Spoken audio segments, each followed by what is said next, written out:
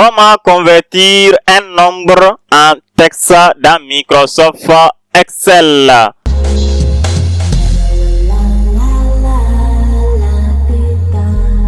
Bonjour les amis, j'espère que ça va très bien. Allons sur la machine. Alors pour le faire, vous avez ici la fonction backtext. C'est cette fonction qui nous permet de traduire les nombres en texte. Alors restez jusqu'à la fin. J'ai un bonus, quelque chose de très important à vous dire dans cette vidéo. Voilà, maintenant, pour le faire, vous voyez ici ces colonnes nombre sur texte. Nous allons utiliser la fonction et puis convertir ce nombre-là en texte dans cette colonne. Pour le faire, cliquez dans cette colonne, mettez égal. Voilà, mettez égal et puis écrivez la fonction backtext. Voilà. Voilà. La fonction est là. Cliquez là-dessus, ça va s'insérer ou bien écrivez jusqu'à la fin. Maintenant, ouvrez la parenthèse et puis cliquez sur le nombre, fermez la parenthèse. Faites entrer du clavier. Et voilà, le texte qu'il nous affiche n'est pas en français. Ça, c'est thaïlandais. Maintenant, comment traduire en français?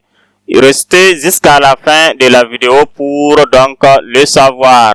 Il faut d'abord comprendre que cette fonction, donc, ça nous permet jamais de traduire donc le texte en français. Chaque fois quand vous allez faire la conversion, ça va afficher en thaïlandais comme ça. Vous voyez? Je vais faire le poignet de recopie. Vous voyez? Maintenant, je vais copier ici. C'est 4500, non? Je fais cliquer ici. Et puis, je fais copier. Maintenant, j'entre dans le navigateur. Donc, dès que vous cliquez traduire, ça va vous amener ici. Vous voyez? Je vais choisir thaïlandais ici, Thaï. Et puis ici, français. Donc, je colle ça ici.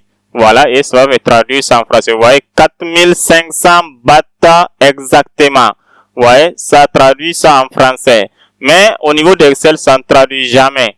Et il n'y a pas une fonction en dehors de backtext qui va traduire un nombre en texte. Alors, comme il n'y a pas une fonction qui nous permet de traduire un nombre en texte en français, maintenant, comment faire? Donc, c'est ça le bonus que je vais vous montrer. Concentrez-vous et maintenant, je vais vous montrer comment le faire. Je vais supprimer ce qui est ici. Et maintenant, c'est que la fonction que nous allons utiliser, c'est nous-mêmes, nous allons créer donc cette fonction. Et c'est ça, ce qui est une bonne nouvelle pour nous. Et c'est ça, la grandeur de Excel. Parce que Excel, les fonctions qui se trouvent dans Excel, c'est pas ces fonctions seulement que Excel va accepter.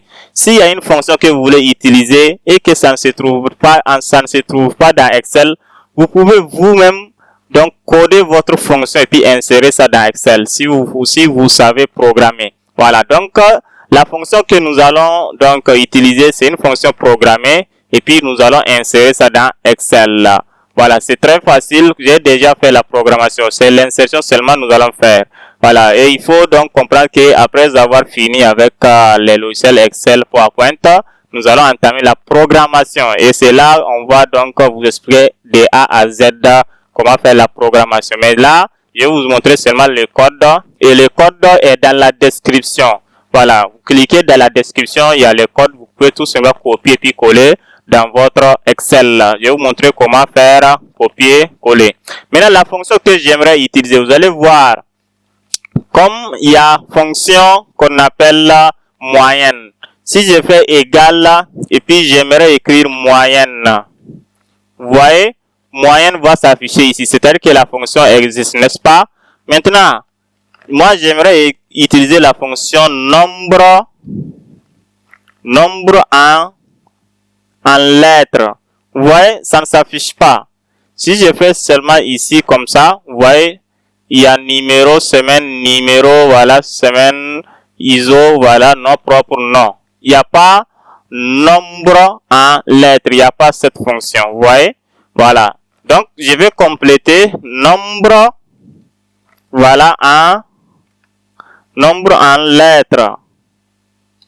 Voilà. Donc, la fonction que j'ai créée, c'est ça. J'ai donné le nom de la fonction, c'est nombre en lettres. Donc, voilà, j'ai écrit ici égal à nombre en lettres ouvrez la parenthèse, choisissez le nombre, puis fermez la parenthèse, faites entrer du clavier.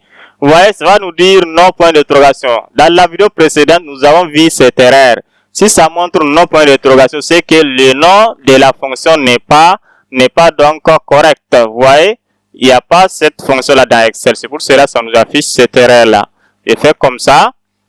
Maintenant, comment insérer la fonction? Alors, voilà donc le code que j'ai programmé. Nous allons tout simplement l'insérer dans Excel.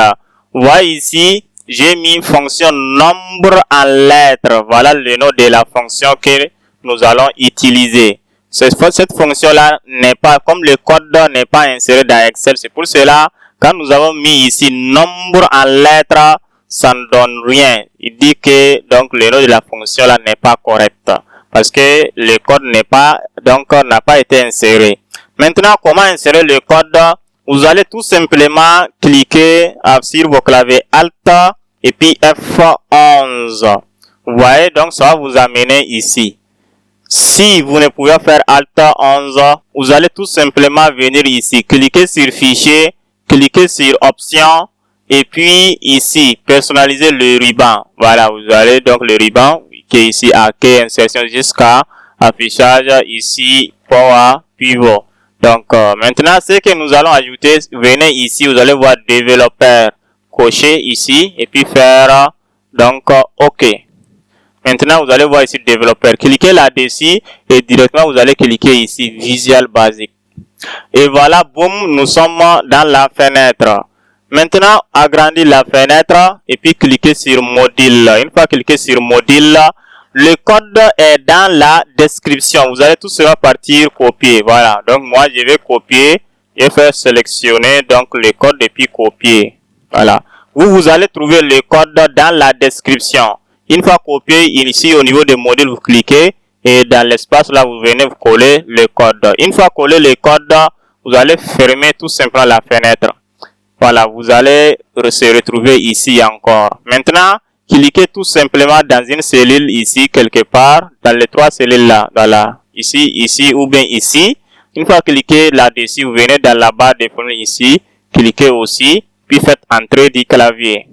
Et voilà, boum, 4, vous voyez, 4500, 49,50, comme 0,50, c'est la même chose.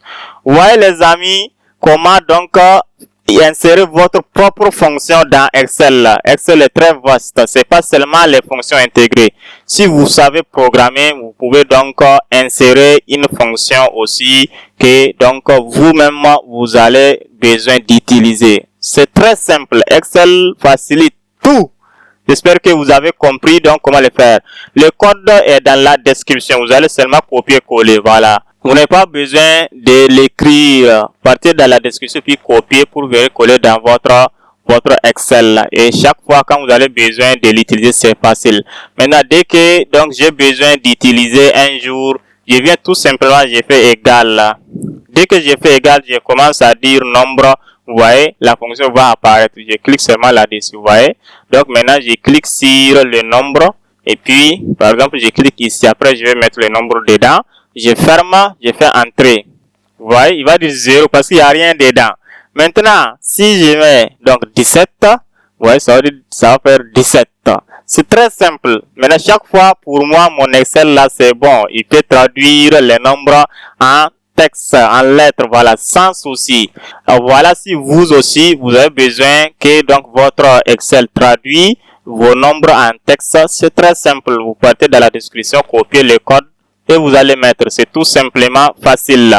Et la bonne nouvelle, c'est que après Excel, donc on va faire PowerPoint, Access, tout ça. Dès qu'on finit, on commence la programmation. C'est là où vous allez voir comment j'ai fait pour créer donc comment j'ai fait pour coder ces codes-là. Voilà, c'est là-bas où je vais vous expliquer de A à Z comment le faire. Donc, pour l'instant, nous allons nous concentrer sur Excel pour finir et puis passer à d'autres logiciels. Si vous avez compris, vous avez aimé la vidéo, n'oubliez jamais donc de liker et puis partager. Bonne journée. Assalamu alaikum.